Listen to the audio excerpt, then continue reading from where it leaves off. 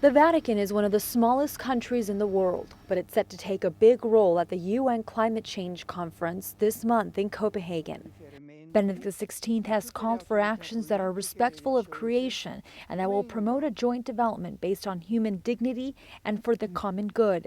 He also reminded the public that helping fight climate change is everyone's responsibility. La salvaguardia del creato postula l'adozione di stili di vita sobri e responsabili, soprattutto verso I poveri e le generazioni future. A Vatican delegation that includes environmental and climate change experts will attend, along with Caritas International, the umbrella organization for more than 150 Catholic charities. In anticipation of the conference, Caritas released a report on the effects climate change has on the planet. I think we don't really have a choice. I mean, we either make those changes or we will be living on a planet which can no longer sustain human life. According to the report, weather-related disasters over the past decade jumped by 900%.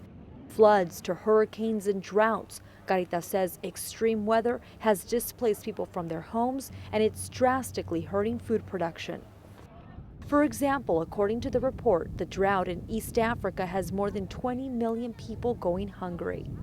Caritas calls climate change a global crisis that's hurting the poorest communities the most. We don't have the social parachute to be able to save them when disasters strike. So we're seeing a lot more extreme weather that affects those poor communities, and so they're suffering the most, and we need to address that at Copenhagen.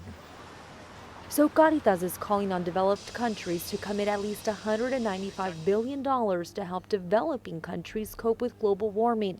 It also wants governments to curb greenhouse gas emissions to 1990 levels by the year 2020.